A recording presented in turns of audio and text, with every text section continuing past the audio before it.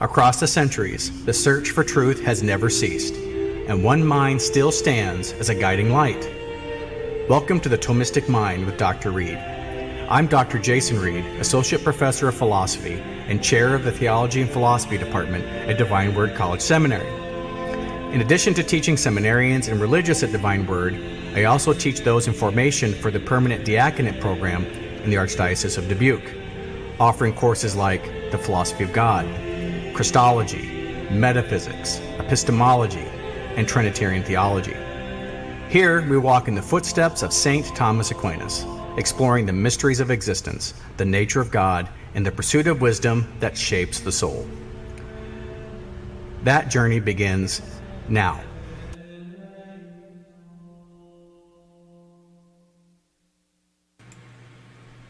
Welcome to another episode of the Thomistic Mind with Dr. Jason Reed. In this talk, we will continue our exploration into the nature of logic itself and argument. And I've been teaching logic for a long time, longer than I want to admit. And I will tell you, it's one of those disciplines that it's always good to review, always good to think these things through. So if it becomes sort of repetitive, that's not necessarily a bad thing when we get started. And so I think we're now to the point where if you listen to the last few episodes and you've been thinking about it and reflecting upon it and committing some of these concepts to memory, we can now move on to discussing the different actual arguments themselves, start putting logic to work. So again, right, there's so much missing, there's so much lacking of genuine training in how reasoning works.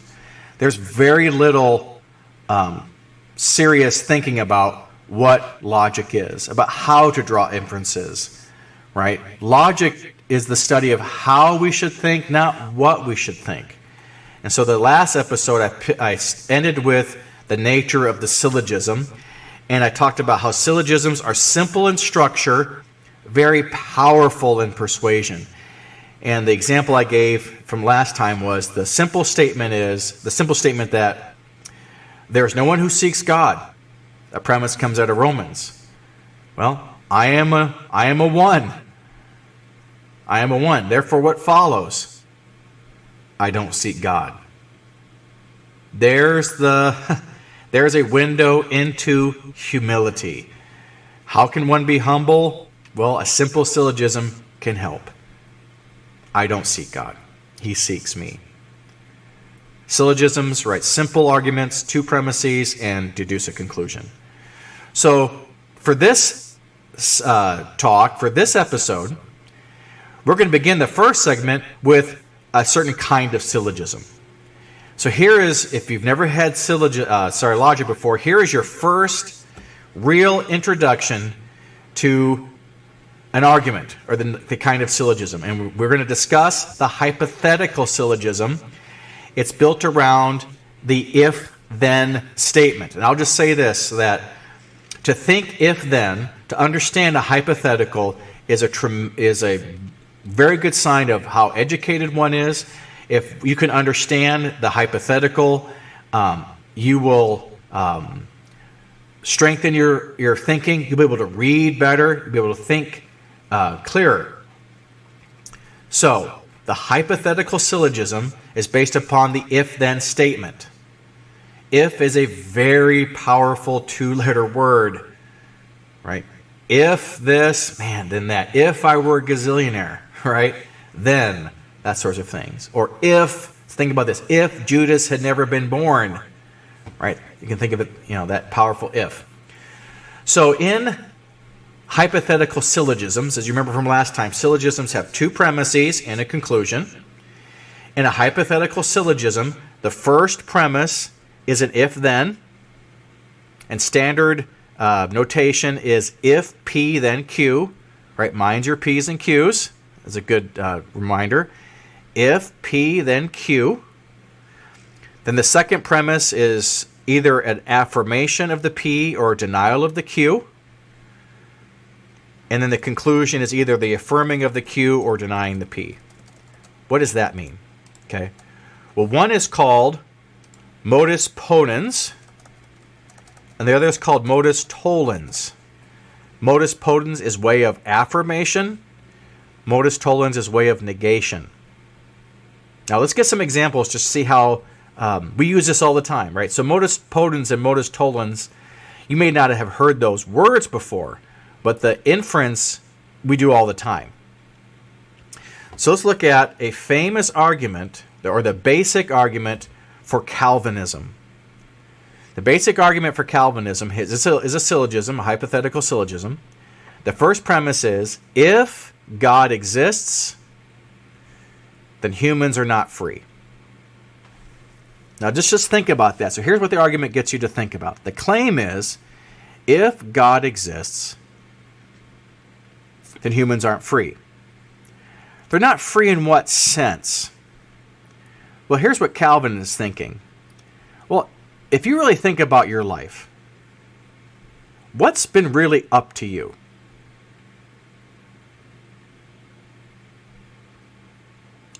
Did you decide whether you existed or not? No. Did you get to decide where you were born, who your parents were, what your genes are, what your talents are? The answer is no. This is so counter-cultural today, right? This is very much against how people think in the world today. Here's what we hear. You can be whatever you want. You can do whatever you want. If you put in the work and if you work hard, right, you can be whatever you want. The world is your oyster. Well, that's not true. That's not true. Why isn't it true? Well, I get into a lot of arguments with family members and friends about travel sports. Travel sports is crazy. When I played sports, you didn't get a really cool baseball bag until you'd become something, right? You had either made the varsity team or you made the college team. Then you got the real fancy baseball bag with your equipment, and you got the cleats and the bat and all that stuff. I mean, that was a big deal. When you made varsity, or if you made a college baseball team, you got your bag. Well, now they're getting these fancy bags when they're 8. And they're traveling to tournaments. They're state champions. They're all-stars everywhere. Everyone's an all-star. Everyone's a championship team. Everyone's got the best player, so on and so forth. And so what are they selling people? Well, if you write the checks and you go and you participate in all of these tournaments and all these practices, then you will be on the team or you'll be on varsity. But it's not just the positive thing they're selling you. It's the fear that they're using as well. Because if you don't do travel ball, if you don't join the travel team, if you don't join that, well, then you're going to miss out. You won't get the practice you need. You won't become the varsity player. You won't start, et cetera, et cetera. Well, the reason I go round and round with folks is because whether people want to admit it or not, a person's bank account, their PIN cannot write a check that creates an offensive tackle. There is no PIN that you can write a check to that can make someone throw the ball 90 miles an hour. There is no checkbook that you can write. There is no practice that you can perform that's going to teach you, to give you the ability to stop running almost full speed and then cut to your left. It's just, there isn't one. But who is responsible for the ability to cut to your left almost at a full stop? Who's responsible for whether or not you've got the kind of feet and size to be a left tackle for the Hawkeyes? Who's given you the quick twitch muscle so you can throw the ball 90 miles an hour? God. I remember when I wanted to play college baseball more than anything. and I talked to the catching coach, and I said, what can I do? I mean, I was still working pretty hard, and I had a good throw to second. But I wanted to really, I wanted to be, a major leaguer. I wanted to be someone who's like one of the best at throwing the ball. And so I asked the coach, I said, what can I do to throw the ball harder? And he said to me, God makes arm strength. God gives you velocity. Man, that made me mad. I was like, what are you talking about? I'm not free. I can't choose. I can't work at it. The answer is no. The answer is no. One of my brother-in-laws, when he walks into the room, he's your starting guard. An offensive lineman. I don't care. You can go to all the, you can go to all the camps. A person can go all the camps on offensive line play. They can read the books. They can work as hard as they want, and they can show up on the practice field for tryouts. And if my brother-in-law walks onto the field, he's starting before you. That's just the way it is. He's just got that body. He's just a big dude, and he's tough. He's going to be playing. So that's the point of Calvinism. That's the point that's so countercultural. God makes teachers. God makes workers. My dad is a genius carpenter. I remember being a kid, and really a little kid, and the dryer, I think it was the dryer, broke. And this was in the old bathroom. And I went in there as a kid, and the whole thing was like tore apart. And I'm looking at my dad. I'm like, what do you do? I was curious. And he was just took it apart, said it didn't work. He took it apart, figured it out, got the right part, and put it back together. He can just do that. He can just see certain things. Now, of course, having the talent doesn't by itself give results. My dad continues to be. My dad's a very curious person. He reads a lot. He's always thinking about things. He's always trying to figure things out. So he nurtures that talent of his. Okay, so he's not just resting on his talent. He nourishes it, and he tries to actualize that talent. But I don't have that. It would take me a longer time to do that. Maybe I could do that, but it would take me longer to do it. I'm more like my mom in the sense I have more of a teaching, personality. It's easy for me to talk about things and think things through than it is to do what my dad does. Okay, so who made my dad a carpenter? Not my dad. God made him that. Right? Who made Robert Gallery a left tackle? God made him that. Right? Not 100%, but that's a lot of it. Okay? So here, what's Calvin saying? If there is a God, humans are not free to be what they are. They're not free to be where they are. They're not free to be what kind of person they are. They're not free in their temperaments. They're not free in their interests. Because even, I have friends who push back and say, okay, you might have talent, but you've got a work ethic. Well, where'd the work ethic come from? Right? Where did your work ethic come from? Well, Calvin's going to say that even comes from God. And so Calvin then takes this idea of God's existence and how much God ordains, how much of God decrees, and what does Calvin say? Well, that's just simply incompatible with human beings have any sort of contribution to what God is doing. Human beings are not free if there's a God. That's Calvin's point.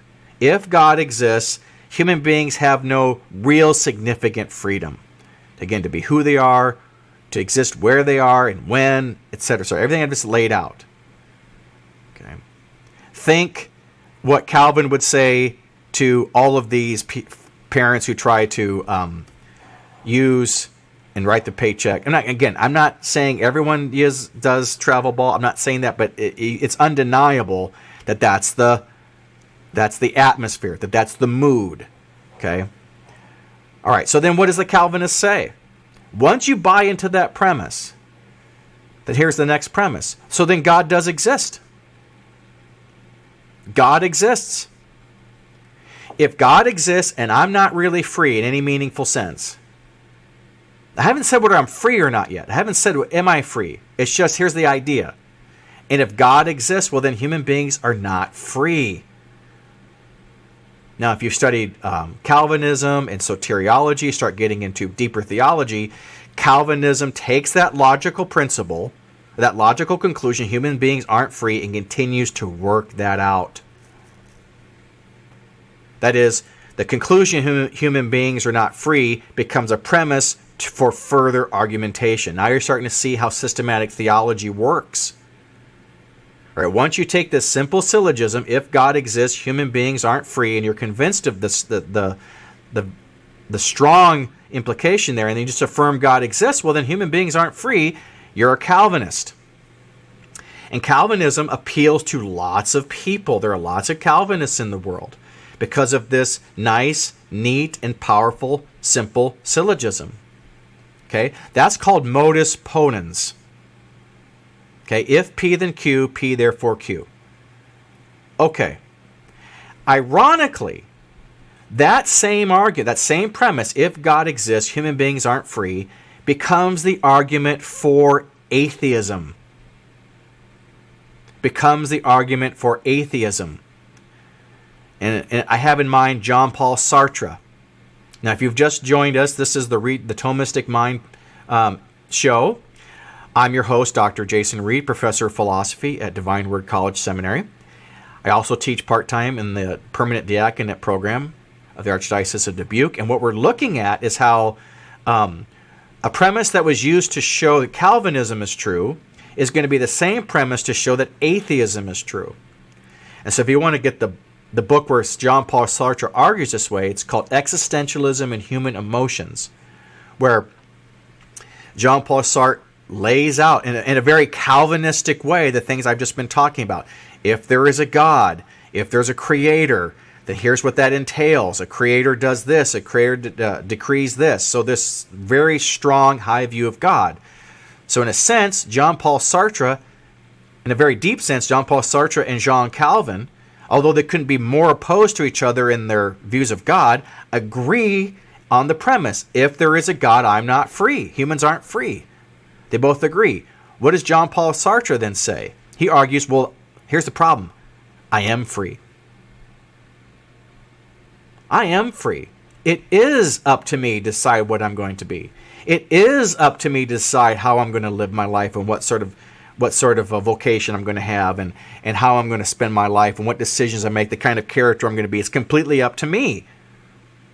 And so if God exists and humans are not free, if humans are free, it follows God does not exist. And here is an interesting entailment. The major premise for Jean-Paul Sartre's atheism is a premise that most people today believe. I think this is why lots of people may give lip service to the existence of God, but they're more interested in their own freedom. They're more interested and they're more committed to the value they place on their ability to make choices for themselves. It's up to them to decide what they're going to. I mean, just think about this is everywhere in the culture. It's you. You decide, you decide, you decide. You're free to be whatever you want to be. And Jean Paul Sartre says, good, you're an atheist. You're an atheist. Oh, no, I believe in God. Well, then Jean Paul Sartre is going to say, well, then you're not all that free. Again, the power of validity, the power of logic. If you think God exists and somehow you're not free, then Jean Paul Sartre said, if you're going to have a strong view of freedom, the kind of freedom that the culture teaches, you can literally be whatever you want. You can define reality and make reality how you see fit. Then there is no God. Moreover, both arguments are valid. John Calvin's argument's valid. Jean Paul Sartre's argument's valid. Meaning, if you accept their premises, you have to accept their conclusion. Either way. So in a sense, you're either going to believe in Calvin or an atheist. Either atheism is true or there is this very strong creator God view. There isn't a third option. And again, that's what these arguments are purporting to claim. So they're both valid. Meaning, in both of those arguments, saying this is how logic works. Now we're learning to see that is reason is showing a form of reasoning that is valid. That is, both these arguments are good arguments. Calvin's argument is modus ponens. M-O-D-U-S-P-O-N-E-N-S.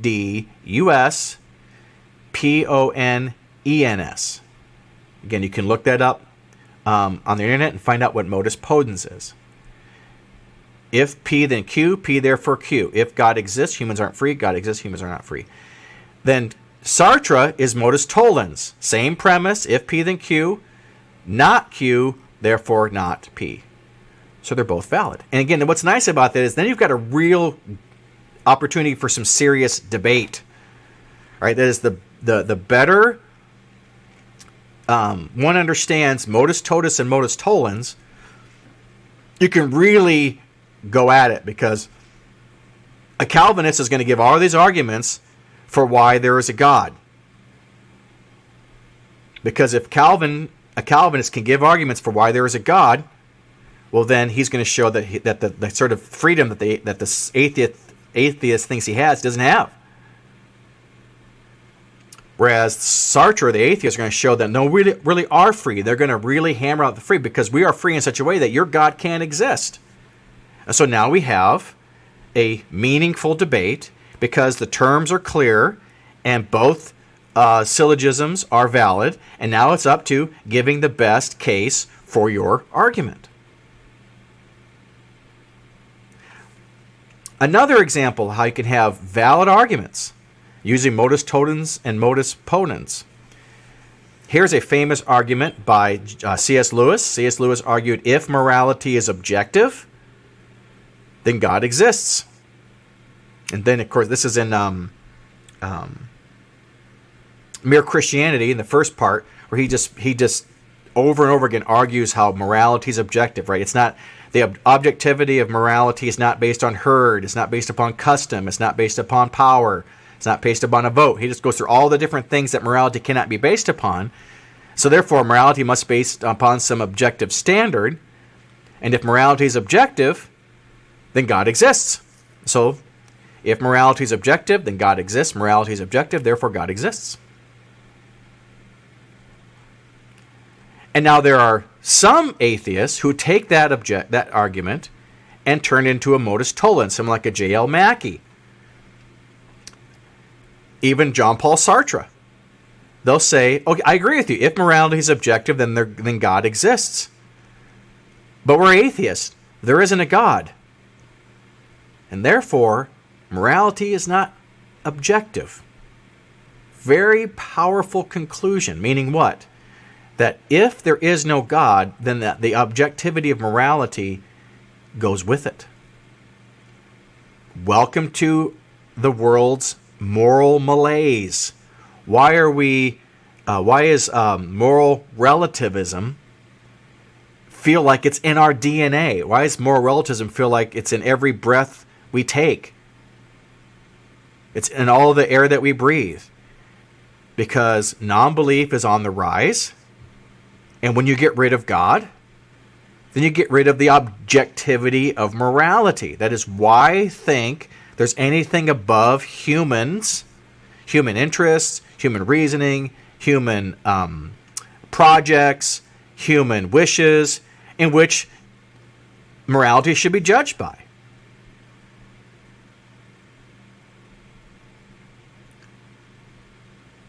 So in a sense, moral relativism is also goes with atheism. Now again, I'm not saying all atheists are moral relativists. I mean, that would be a silly thing to say because it's not true. I'm just saying is that for those atheists who do not believe that morality is objective, they would have something to argue about. Okay, that is, someone like a Sam Harris or what's his name, the British biologist, Dawkins, they would want to try to ground morality in some sort of objectivity, but yet make that compatible with God not existing. And so that's a debate amongst atheists. Atheists debate amongst themselves whether or not, excuse me, can have a morality is objective in the absence of God. Okay. And sometimes what they do is, some people say, no, if God exists, morality can't be objective. And so that's what's called divine command theory. And so there are theists who say, no, morality is not objective. Morality is based upon God's will.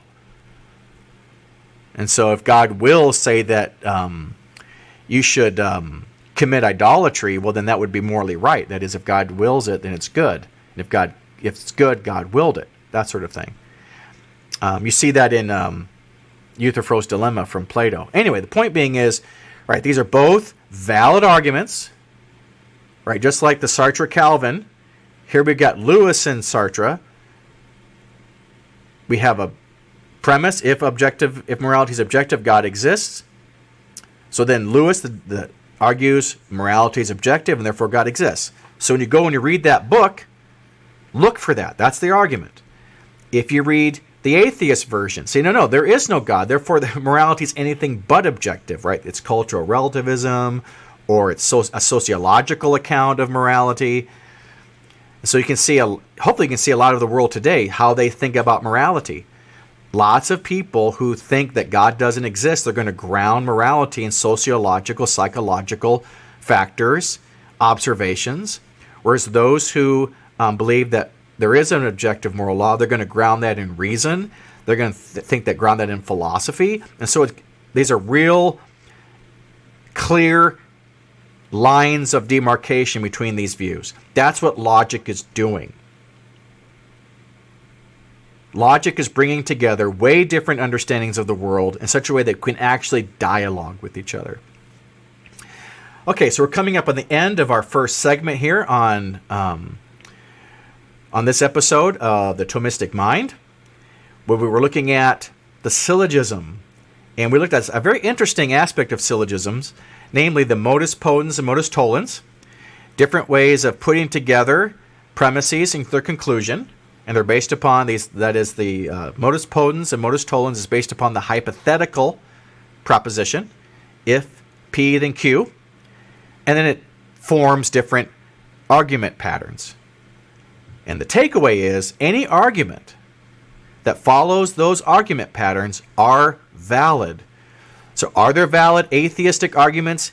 Yes. Are there valid arguments for Calvinism? Yes. Are there valid arguments for the existence of God? Yes. And therefore, we can start to see, well, which premise is right, which premise is not right. So we'll take a break here now. We're coming to the end of this episode. It's about a 2-minute break. We have a 2-minute commercial. Please stay tuned. We'll be back in 2 minutes. The Church teaches that a solid education and grounding in philosophy is necessary to find the truth and avoid error, to understand the mysteries of divine revelation, to grasp the Church's doctrine, and to engage an unbelieving world. Philosophy is so valued by the Church that she requires it to form the intellectual life of her priests. Read Thomas is an online program created to make this intellectual formation more widely accessible.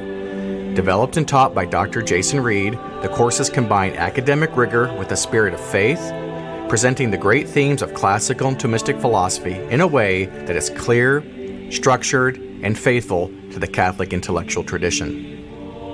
Participants encounter fundamental questions of philosophy through topics such as the pursuit of wisdom, an introduction to philosophy, an overview of philosophy's origins, methods, and enduring questions.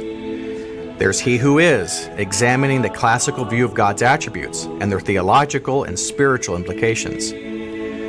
We also have the mystery of existence, the philosophy of creation, exploring the metaphysical principles underlying the doctrine of creation. Then we have the three-person God, the mystery of God's inner life, a philosophical study of the Trinity's interrelations. There's also St. Thomas Aquinas' Philosophy of the Angels, where we consider the nature and role of spiritual beings in Thomistic thought, and further courses that engage the treasures of the Catholic intellectual tradition. Read Thomas seeks to cultivate not only knowledge, but also a deeper appreciation of the harmony between faith and reason, helping participants enter more fully into the wisdom of St. Thomas Aquinas and the Church's philosophical heritage. The website is www.readthomist.com. That's www.readthomist.com. Email is read.thomist@gmail.com. That's reed.thomist@gmail.com. At Read Thomist, we believe the life of the mind is for every Christian.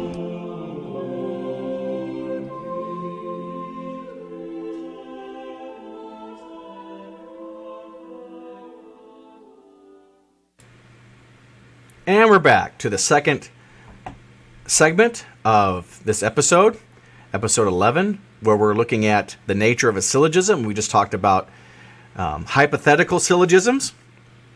What's the syllogism? Two premises, conclusion. What's hypothetical about them is that you have a hypothetical premise, the if-then premise. Now, if you are new to that sort of line of thinking, you're going to see the if-then everywhere in the New Testament. You're going to see it everywhere in theology books. You're going to see it everywhere online in debates. If this, then that is a standard, fundamental, logical statement. And then out of the hypothetical statement, you get two argument forms. Modus ponens, M-U-D-U-S, P-O-N-E-S, which is the way of affirmation. If P, then Q. P, then infer Q. Modus tollens, which is the way of denial, M-O-D-U-S, T-O-L-L-E-N-S. If P, then Q, not Q, not P. And we just did a nice job. Hopefully I did a nice job, I should say it's me, looking at how those valid argument forms lead to valid arguments for God, valid arguments against the existence of God, valid arguments for Calvinism, valid arguments for atheism, so on and so forth. Okay, so the second type of syllogism we're looking at is a disjunctive syllogism, and this is the either A or B syllogism. And the valid form, again, syllogisms, you have two premises, either A or B, then you deny one, and then you infer the other. So it's either A or B, and if you know it's not A, then you know that B follows. And this is the famous logical pattern of the C.S. Lewis's liar, lunatic, Lord trilemma. So the first premise is Jesus Christ. If you're talking, so here's a example now. You've got several episodes of what logic is. Now let's see how you could use it. You're talking to someone about Christianity. You're talking to someone about Christology, and they're not quite sure. But you can ask them this question. Jesus Christ is either a liar, he's either crazy, he's a lunatic, or he really is Lord. Now there's a fourth option called legend, but I'm not going to get into that right now. That's more of a technical debate. The point is, so the Jesus of the New Testament is either he's lying, he's a lunatic, or he is who he says he is. And so how does the argument work? The next premise would be, show he's not a liar. Again, this you find this in C.S. Lewis. He's not a liar. The third premise, he's not a lunatic. Then what follows logically? The only alternative is Lord. That's a good argument. Now, if someone doesn't want to say that he's Lord, they're going to have to say either he's lying about who he is, or he's crazy. He's an imbecile. He's a lunatic. And now you've got what? Now you can actually have a conversation. Now you can actually have a debate. You can actually have a dialogue. Because the logical rule of disjunctive syllogism, now of course you don't have to say it like that, but the more you understand the science of the logic behind this case, you'll have a better understanding of what's going on. And you can kind of keep someone's feet to the fire, right? Or even think like John chapter 6 for my non-Catholic audience, right? When Jesus says, eat my flesh or drink my blood, that's either literal or it's not. If it's not literal, then it's either like memorial or it's symbolic, however you want to lay that out. And then I'm not arguing for the literal reading directly. I can show that it's not. There's nothing memorial about it. There's nothing symbolic about it. And so what follows is it has to be literal. And so that's the power of the disjunctive syllogism. You give a certain amount of options, you remove all but one, and then you simply entail that one. And so disjunctive syllogism can also be called like a dilemma type reasoning. And this sort of dilemma type reasoning can be found when Jesus is questioned. And so now let's look at, for the first time, let's now look at the scripture itself. Let's look at Jesus Christ being an example of logical reasoning. And so the passage I have in mind is Mark chapter 11, if you got your Bible with you, or you got your phone, Mark chapter 11, verses 27 through 33. And I believe this is the New Revised Catholic Edition, I believe. Quote, again they came to Jerusalem. As he was walking in the temple, the chief priests, the scribes, and the elders came to him and said, by what authority are you doing these things? Who gave you this authority to do them? Jesus said to them, I will ask you one question.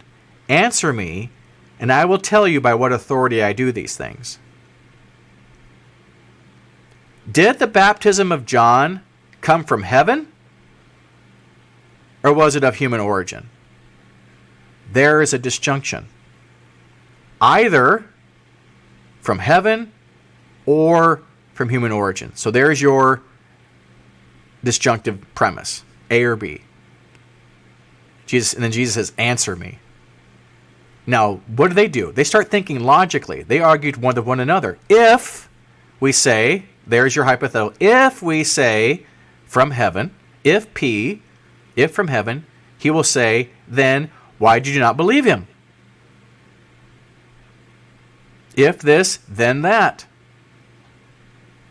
But if we say of human origin, if we say that, they were afraid of the crowd, for all John regarded as a prophet. This is a combination of disjunctive and hypothetical, so we can construct the argument. Here's Jesus' first premise. Baptism of John, either from heaven or from men, either this or that, A or B.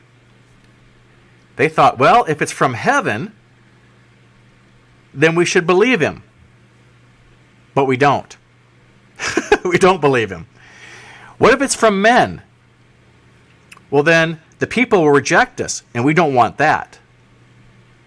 What logically follows their reasoning? What logically follows those premises? Here's what logically follows. Either we don't want to believe him, or we don't want to be rejected. That's why it's called dilemma. Neither option is a good one. They don't want either one. So what's their answer? Well, that's what they have to say. That is the Sadducees and the Pharisees. They're pretty well trained in how to think. Now, I don't know if they had like logic class in their synagogues, but they know how to reason. And they see the implication. And for those of you that know your scripture, you know what they said. So they answered Jesus, we don't know. We don't know. Because we can't say either one. And so Jesus said to them, neither will I tell you by what authority I'm doing these things. Okay, so what's the point? You should believe him.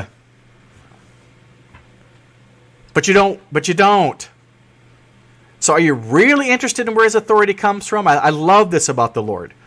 The reason he's not answering them because they're not really interested in where his authority comes from. That is, this is what logic cut through.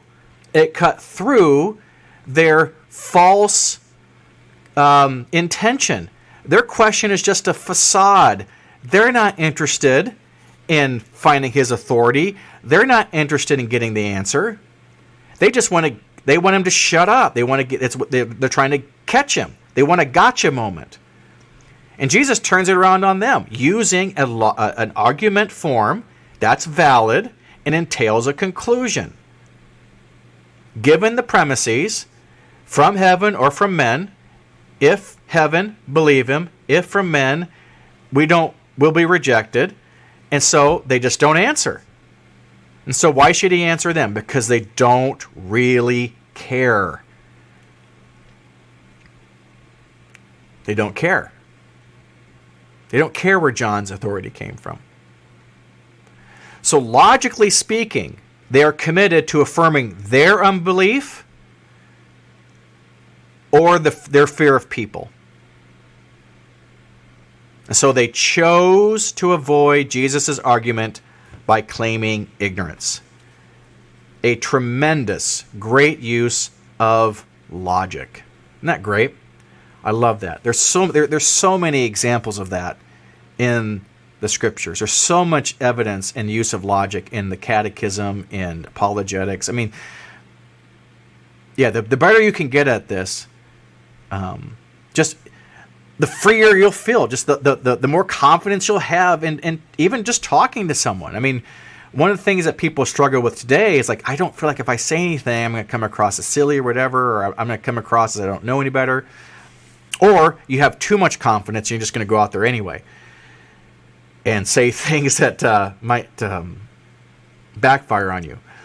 What we're learning about logic is, we see it in the Lord's interaction with the Pharisees, is how it can bring people to an awareness of their own thoughts. I think I don't think they realize that these Pharisees, they didn't realize how not interested in the truth they were. And of course, some of the Pharisees, right, through dialogue with Jesus, I mean, they do convert, right? Nicodemus converted, Joseph of Arimathea, quite a few. Okay, so we've talked about truth, we've talked about logic, we talked about truth, validity, we've looked at argument statements. Now we're going to put it all together now.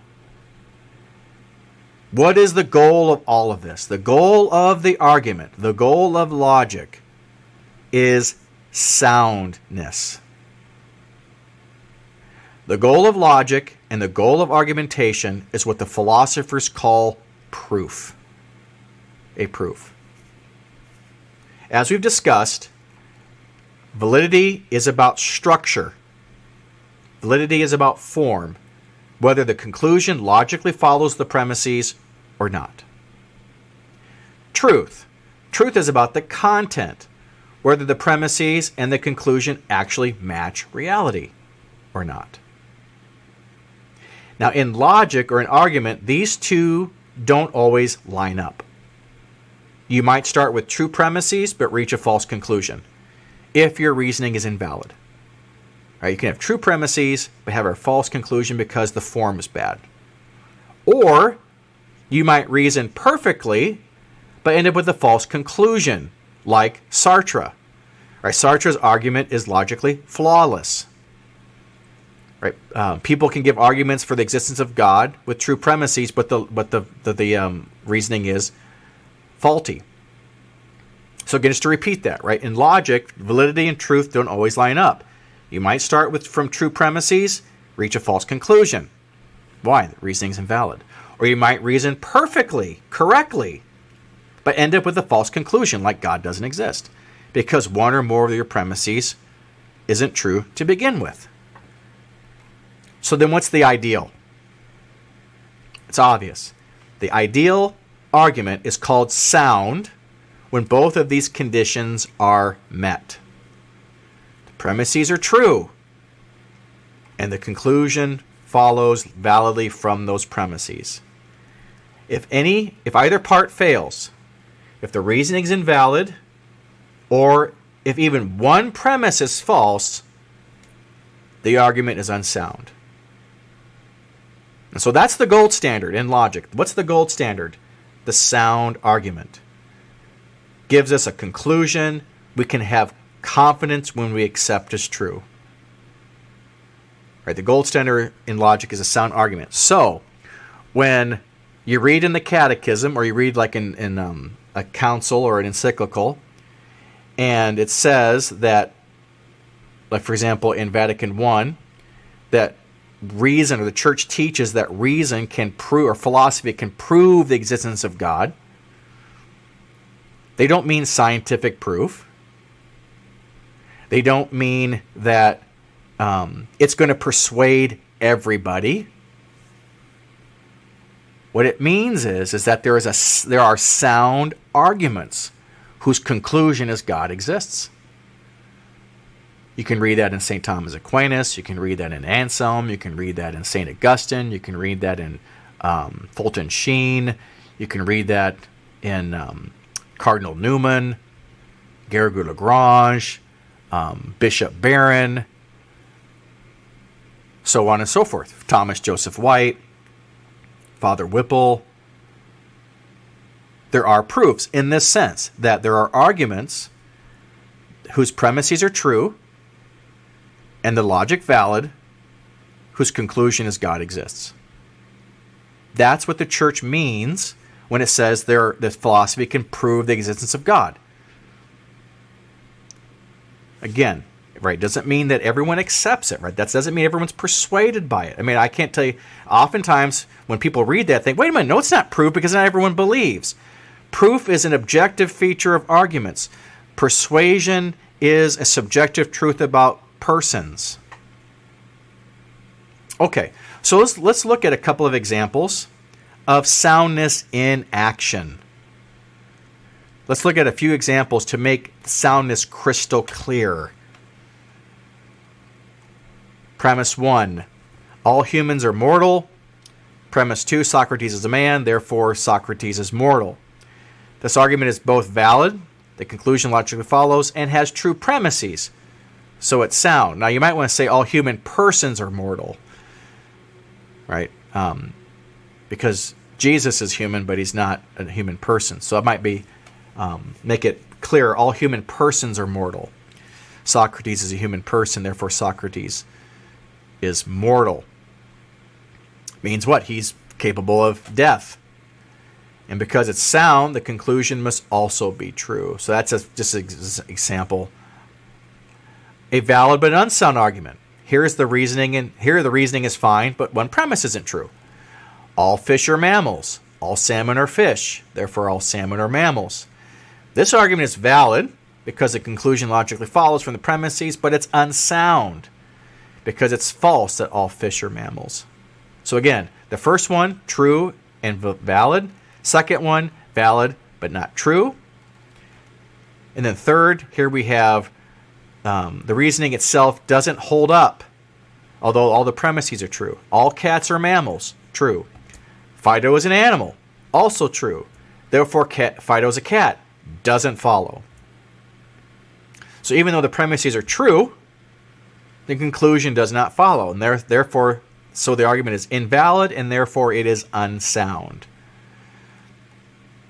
I remember one time I was taking a philosophy class, and one of my professors, it was a philosophy of religion class at the university, and his name was Dr. Klemke, world-famous skeptic, very well-known philosopher. He was an expert on G.E. Moore, and we were going over, I think it was Leibniz's argument for God's existence. And there's maybe 15 to 20 of us in there, and most of us were philosophy majors. There were, well, let's just say probably 2/3 were philosophy majors, and a third were non-philosophy majors. Well, the president of the philosophy club was in there, and he, at the time, was a skeptic, might be an atheist. And Dr. Klemke put Leibniz's argument on the board, and he said the argument is valid. And we all just were aghast because we all understood Dr. Klemke to be a skeptic. So we're thinking, you think that argument's valid? And so we're all like, okay, so you believe in God? You think there is a theistic God? So we're just kept hammering. He said, nope, I think it's valid, but I still don't believe. Like, we just could not get our heads around what he was talking about. And then he pointed to the president. I think he actually might have been TAing. And he asked the older student, so I think it's valid, but what do I deny? And his student raised his hand. You don't think it's sound. I'm like, what's that mean? And so he explained to us, just because he thinks the argument's valid, he doesn't think that all the premises are true. So he said the argument's unsound. Like, oh, okay. Okay. That was very helpful moving forward. I'll never forget that. We thought he was a believer. We thought, okay, let's get him baptized tomorrow. But he made the distinction between validity and soundness. So the argument was valid, but it wasn't sound because it had a false premise. So the takeaway, when you are evaluating an argument or you're giving an argument, you should only accept a conclusion if two things are clear. The reasoning works. It means it's valid. And the statements match reality. They are true. Soundness, you have both. And that's why soundness is the gold standard. That's why soundness is the ultimate goal. Because now you've done what? You've reached the truth through correct reasoning. Just think about that for a second. When the argument is sound, then the whole reason why you reason, the whole purpose, the whole goal for why anybody reasons and puts arguments, so you can find the truth. And that's what we want. We want the truth. And therefore we want sound argument. Therefore we want what? Valid form and true premises. So this is the Thomistic Mind with Dr. Jason Reed. We're finishing up segment 2, talking about the goal of reasoning. The goal of reasoning is to find the truth. Truth about what? Truth about things that we don't know about, right? Giving arguments for things we're not quite sure if they're true or not. Giving arguments for claims that it's not evident to us whether it's true or not. So that's sound arguments. And sound arguments can really bring to light things that we had never seen before. And so now let's look at sound arguments. Let's look at all of this in action. We've got just a few minutes here left. Hopefully I can get through it. But this is where, I think this is in Matthew 22, I think. Yes, Matthew 22, I think. Anyway, it's a question about the resurrection. And for whatever reason, I forgot to put the Bible reference in my notes. But here's Christ giving a famous sound argument. The Sadducees thinking they're giving a sound argument. The same day, Sadducees came to him saying, there is no resurrection.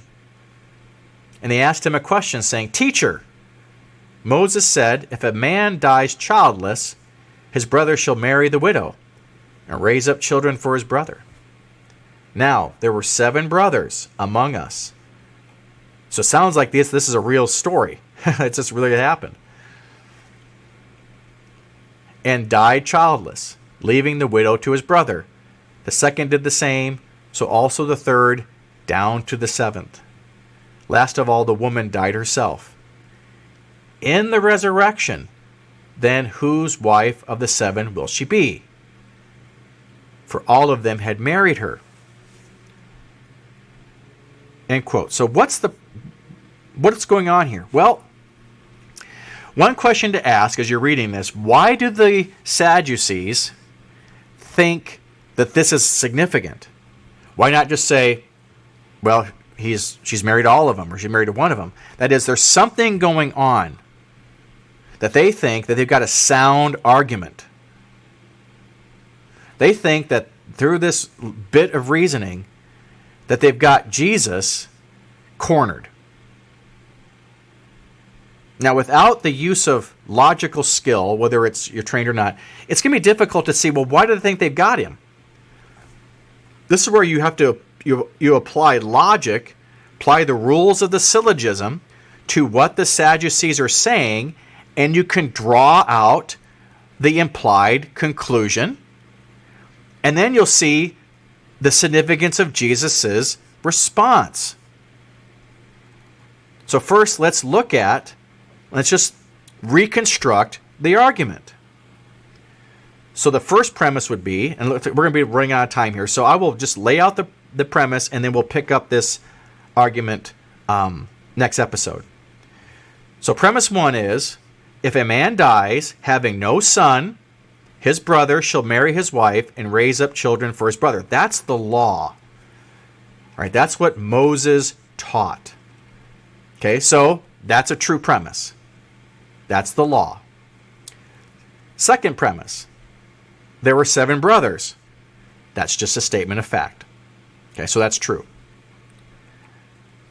Next premise, the first having married a wife died and not having issue, not having children, left his wife to his brother. That's also a fact and lawful. That's the key, right? So not only is it a fact, it's a lawful, right? That should happen. 4, in like manner, the second and the third and so on to the 7th. That's also a fact and it's also lawful. And then finally, last of all, the women also died. Also a fact. Now, what I want you to ask, the puzzle then, the question I want you to be thinking about for the next episode is, why that question? They asked him, at the resurrection, therefore, whose wife of the 7 shall she be? For they all had her. Why do the Sadducees think this is a puzzle for Jesus to solve? Why do the Sadducees think this is a problem? Why is this a puzzle?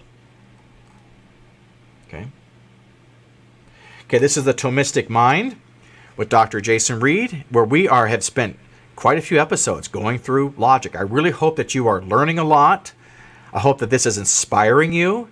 I hope that you've done some of your own research and maybe try to find some good books. I think, not this episode, but in a couple episodes, I will start putting together some books for you to go look at, some books to find.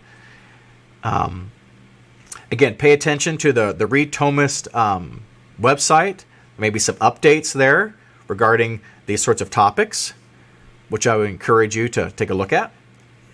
And just seeing how now we're starting to dive into just how logic is embedded in the Scripture. It's embedded in our thinking. It's embedded in just the nature of discourse, the nature of dialogue. And so again, the better that we get at logic, the more, and again, it's a lifetime pursuit. It's a lifetime pursuit. So the sooner you start, the sooner you cannot end, as I say. So that's it for today. Thank you for listening. This has been the Thomistic Mind with Dr. Jason Reed, and I'll see you at the next episode. You've been listening to The Thomistic Mind with Dr. Jason Reed, produced by Mr. Matt Graham. To learn more about our rigorous philosophy courses, visit us online at www.reedthomis.com, www.reedthomist.com. It's been a privilege to journey with you through the world of philosophy, seeking truth, goodness, and beauty together.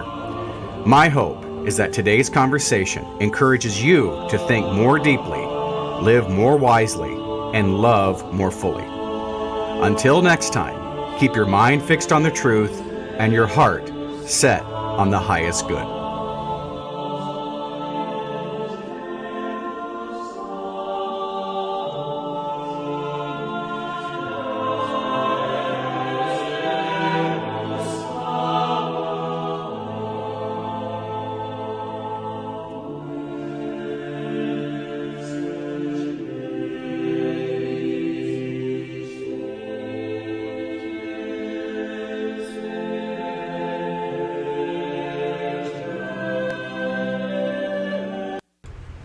Across the centuries, the search for truth has never ceased, and one mind still stands as a guiding light. Welcome to the Thomistic Mind with Dr. Reed. I'm Dr. Jason Reed, Associate Professor of Philosophy and Chair of the Theology and Philosophy Department at Divine Word College Seminary. In addition to teaching seminarians and religious at Divine Word, I also teach those in formation for the Permanent Diaconate Program